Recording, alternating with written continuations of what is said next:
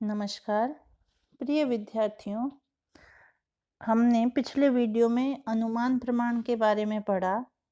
आज हम उपमान प्रमाण और शब्द प्रमाण के बारे में चर्चा करेंगे। उपमान प्रमाण की परिभाषा देते हुए अन्नम भट्ट कहते हैं कि उपमितिकरणम उपमानम संज्ञा संज्ञी संबंधत्व ज्ञानम उपमिति।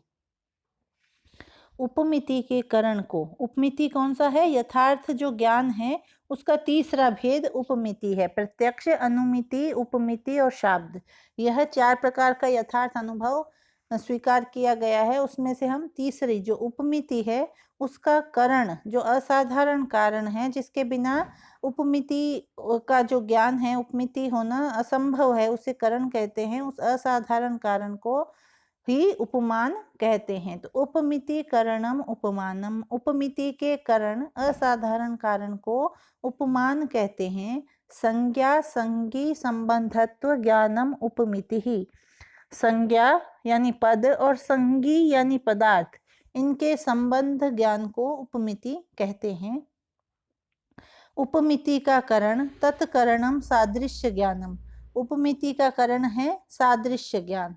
यथा, जैसे कि कश्चित गवय पदार्थम अजानन कुतश्चिद आरण्यक पुरुषात् गो सदृशो गवय इति श्रुत्वा वनम गतो गो सदृशो गवय इति वाक्यार्थम स्मरन् गो सदृशम पिंडम पश्यति। जैसे गवय पद के अर्थ को न जानने वाला, कश्चित यानी कोई, गवय पद अर्थम अजानन न जानता हुआ, गवय पद के अर्थ को न जानने वाला कोई पुरुष किसी वनवासी पुरुष से कुतश्चिद आरण्यक पुरुषात गौ सदृशो गवय इति श्रुत्वा, गवय गाय के सदृश होता है ऐसा सुनकर, वनम गतो वन में गया और गाय के सदृश गवय होता है ऐसे वाक्यार्थ को स्मरण, वाक्यार्थम स्मरण, स्मरण करके गो सदृशम पिंडम पश्यति, गाय के सदृश पिंड को देखता है। तदनंतरम असौ अयम गवय शब्द वाच्य इति उपमितिर उत्पद्यते, तदनंतर उसके बाद उसे यह पशु गवय शब्द का वाच्य है, इति उपमितिर उत्पद्यते, ऐसी उपमिति उत्पन्न होती है। यानी सादृश्य ज्ञान जो है उससे जो ज्ञान उत्पन्न होता है, उस वाक्यार्थ को स्मरण करके वह जो ज्ञान उत्पन्न होता है वही उपमिति कहलाता है। तो ऐसे उपमिति का जो करण है, असाधारण कारण, वह उपमान कहते हैं। और उपमिति का करण इन्होंने किसे बताया है? सादृश्य ज्ञान को। तो उपमान नैयायिकों का तीसरा प्रमाण है। पहले अनुभूत किसी वस्तु के साथ सादृश्य धारण करने के कारण जहां किसी नई वस्तु का ज्ञान होता है उसे उपमान कहते हैं। गो के सदृश गवय नील गाय होता है, इस वाक्य के सुनने के बाद जंगल में जाने वाला पुरुष जब गो की समानता वाले पशु को देखकर उसे गवय पद का वाच्य समझता है, तब इस ज्ञान का अनुभव उसे उपमान के द्वारा होता है। अतः उपमान में 2 वस्तुओं का सादृश्य ज्ञान कारण है तथा गवय गो के समान होता है, इस वाक्य का स्मरण सहकारी कारण है। तो यह इस प्रकार से उपमान प्रमाण हुआ। उपमान प्रमाण को बहुत से जो दर्शन हैं वह स्वीकार नहीं करते हैं। चार्वाक तो स्वीकार करते ही नहीं है, वह तो केवल प्रत्यक्ष प्रमाण मानते हैं। दिंग नाग उपमान को प्रत्यक्ष के अंतर्गत मानते हैं। वैशेषिक लोग इसे अनुमान के भीतर बताते हैं। सांख्य उपमान में शब्द तथा प्रत्यक्ष की आंशिक स्थिति मानता है। इस प्रकार से ये बहुत से जो दर्शन है वह इसे उपमान को स्वतंत्र प्रमाण स्वीकार नहीं करते। जैन दर्शन उपमान को प्रत्यभिज्ञा मात्र मानता है। मीमांसा तथा वेदांत उपमान को स्वतंत्र मानते हैं अवश्य, पर उनकी कल्पना नैयायिक कल्पना से नितांत भिन्न पड़ती है। तो इस प्रकार से यह जो न्याय में जो उपमान प्रमाण माना है वह उसकी जो धारणा है, जो उसकी परिकल्पना है, वो उनकी उपमान प्रमाण से अलग है। किसके? वेदांत और मीमांसा के। तो इस प्रकार से यह उपमान प्रमाण तीसरा स्वतंत्र प्रमाण न्याय के द्वारा स्वीकार किया गया है। अब हम शब्द प्रमाण के बारे में पढ़ेंगे। शब्द प्रमाण के बारे में कहते हैं कि आप्तवाक्यम शब्दः, आप्तस्तु यथार्थवक्तः, वाक्यम पद समूह यथा गामानय इति शक्तं पदम्, अस्मात् पदाद् अयम् अर्थो बोधव्य इति ईश्वरः संकेत शक्तिः। आप्त शब्द प्रमाण क्या है? आप्त वाक्यम शब्दः, आप्त व्यक्ति का वाक्य ही शब्द प्रमाण है। अब प्रश्न उठता है आप्त कौन है? तो कह रहे हैं आप्तस्तु यथार्थ वक्ता, जो यथार्थ वक्ता है, सत्य बोलता है, उसे हम आप्त कहते हैं। और वाक्य किसे कहते हैं? तो कह रहे हैं कि वाक्यम पद समूह, पद का जो समूह है, शब्दों के समूह को वाक्य कहते हैं। यथा गाम आने इति, जैसे गाय को लाओ, यहाँ पर गाम यह क्या है? यह सुबंत पद है और आने यह तिगंत पद है। तो इस प्रकार दो पद मिलकर यह एक वाक्य हो गया। न्याय के अनुसार शक्त अर्थात शक्ति के आश्रय को पद कहते हैं। शक्तम पदम, शक्ति के आश्रय को पद कहते हैं। अस्मात् पदात् अयम अर्थो बोधव्य इति ईश्वर संकेतः शक्ति, और इस पद से यह अर्थ जानना चाहिए कि ऐसे ईश्वर संकेत को शक्ति कहा गया है। तो अब यहाँ पर यह चौथा प्रमाण है शब्द प्रमाण। इसमें यह चौथा और अंतिम है न्याय के अनुसार। न्याय ने 4 प्रमाण स्वीकार किए हैं, 3 के बारे में हम चर्चा कर चुके हैं, प्रत्यक्ष, अनुमान और उपमान। अब ये चौथा है। अब इसमें कह रहे हैं कि यथार्थ वक्ता का जो वाक्य है, आप्त वाक्य ही शब्द प्रमाण है।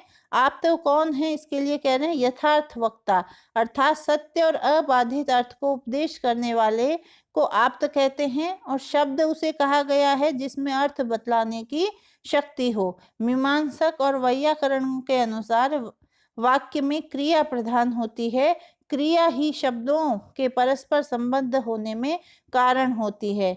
यदि कोई देवदत्तः ग्रामम कहे तो ये शब्द परस्पर संबद्ध नहीं होते, किंतु गच्छति कहते ही इनमें परस्पर संबंध जुड़ जाता है। इस प्रकार यहाँ वो कहते हैं कि क्रिया ही शब्दों के परस्पर संबद्ध होने में कारण होती है। कौन कहता है? मीमांसक और वैयाकरण।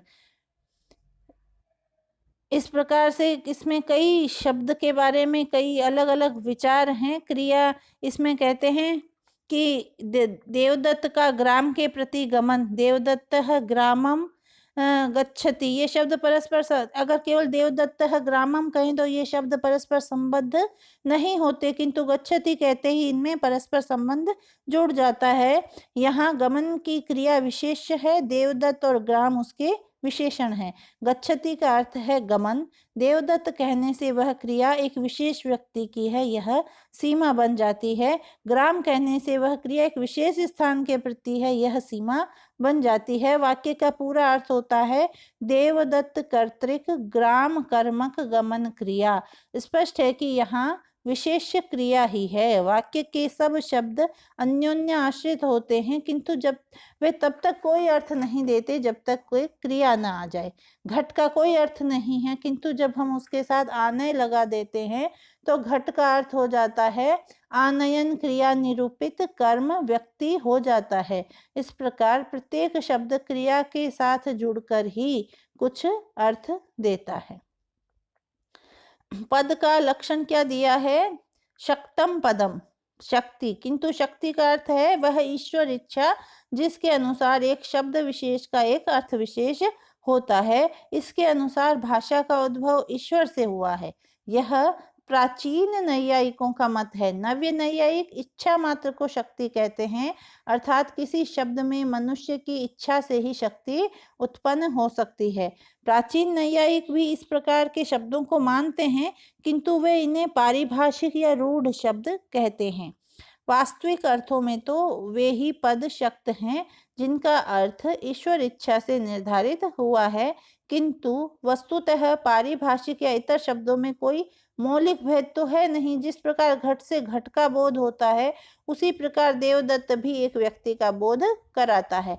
अतः बाद के लेखकों ने पारिभाषिक शब्दों को भी ईश्वर संकेत से ही शाब्द बोध कराने वाला मान लिया है। तो यह एक प्रकार से शब्द प्रमाण की परिभाषा यहाँ हो गई कि आप्त वाक्य ही शब्द है, फिर आप्त कौन है, वाक्य कौन है, इस सब को बताते हुए यहाँ शब्द प्रमाण की परिभाषा स्पष्ट की गई है। आगे देखिए, वाक्यार्थ ज्ञान में हेतु क्या है उसके बारे में कह रहे हैं कि आकांक्षा योग्यता सन्निधिश्च वाक्यार्थ ज्ञाने हेतु। आकांक्षा, योग्यता और सन्निधि वाक्य के अर्थ ज्ञान में हेतु है, कारण है। पदस्य पदांतरि व्यतिरेक प्रयुक्तान्वयानु अनुभावकत्वम आकांक्षा। पद का दूसरे पद के अभाव के कारण अर्थ की संगति न हो पाना ही आकांक्षा होती है। अर्थाबाधो योग्यता, शब्द से अर्थ की प्रतीति में कोई रुकावट न होना योग्यता होती है। पदानाम अविलंबेनु उच्चारणम सन्निधि, और शब्दों का बिना देर किए अर्थात लगातार बोलना सन्निधि या समीपता होती है। तथा च आकांक्षा रहितम वाक्यम अप्रमाणम, आकांक्षा आदि से रहित वाक्य प्रमाण नहीं होता है। यथा गो अश्वः पुरुषो हस्ति इति न प्रमाणम आकांक्षा विरहात, जैसे गो अश्व पुरुष हस्ति ये प्रमाण नहीं है। किस लिए नहीं है? कि आकांक्षा विरहात, इनमें आकांक्षा का अभाव है। वहनीना सिंचति इति न प्रमाणम, अग्नि से सिंचता है यह भी प्रमाण नहीं है। योग्यता अविरहात, योग्यता का अभाव होने के कारण। और प्रहरे प्रहरे सहोच्चारितानि गामान इत्यादि पदानि न प्रमाणम सान्निध्याभावात्, और एक एक प्रहर में बोले गए कि गाय लाओ आदि शब्द भी समीपता के अभाव के कारण प्रमाण नहीं है। तो यहाँ कह रहे हैं कि वाक्य के अर्थ का ज्ञान तभी हो सकता है जब उस वाक्य में आकांक्षा, योग्यता और सन्निधि तीनों हो। यदि इनमें से किसी एक का भी अगर अभाव है तो वह वाक्य का अर्थ ज्ञान कराने में सक्षम नहीं हो पाएगा। आकांक्षा का अर्थ क्या है? कि किसी शब्द के न आने से किसी शब्द का पूर्ण अर्थ न दे पाना। अन्नम भट्ट कहते हैं कि पद पूरा अर्थ नहीं दे सकता जब तक कि उसके साथ दूसरा पद ना हो।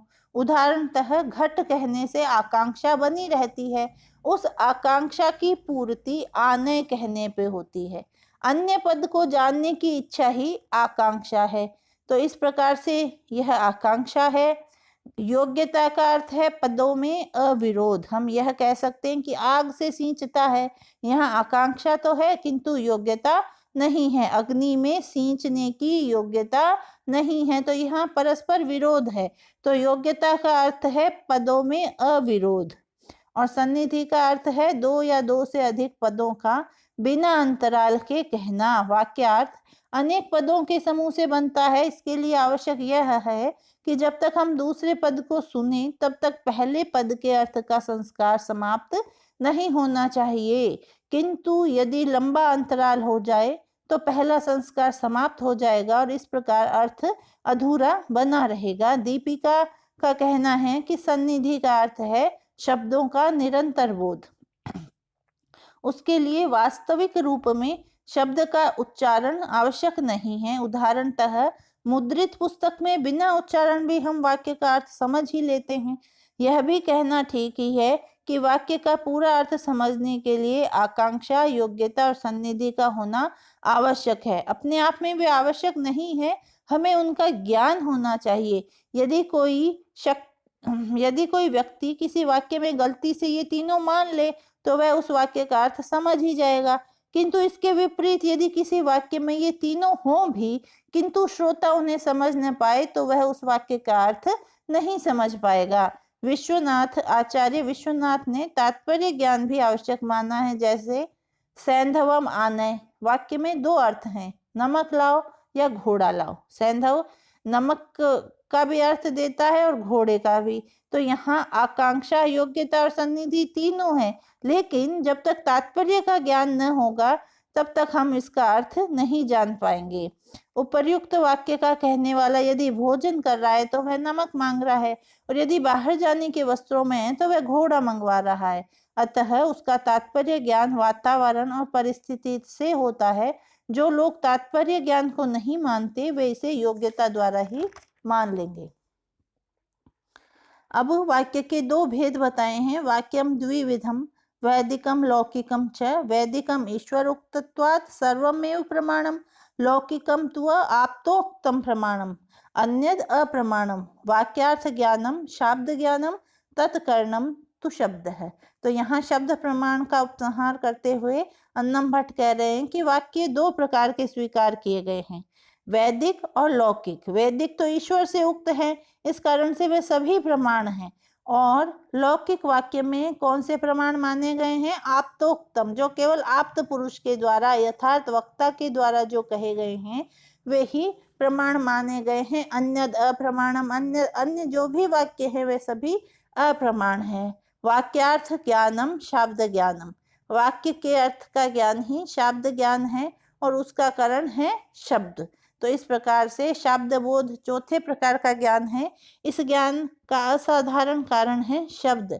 नव्य नैयायिकों का कहना है कि शाब्द बोध का कारण पद नहीं प्रत्युत पद ज्ञान है। विश्वनाथ का भी यही मत है।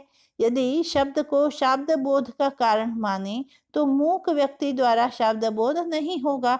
अतः शब्द नहीं, शब्द का ज्ञान ही शाब्द बोध का कारण है। इस विवाद का कोई विशेष महत्व नहीं है।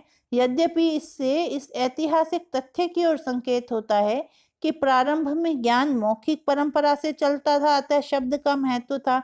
जब लेखन परंपरा चली तो शब्द ज्ञान का महत्व हो गया। तो अन्नम भट्ट के अनुसार शब्द करण है और शब्द से यहाँ वाक्य अभिप्रेत है। तो इस प्रकार से उसका जो शब्द ज्ञान है उसका करण शब्द है और वही प्रमाण है। धन्यवाद। यहीं इसके साथ ही आपकी ये पुस्तक समाप्त होती है।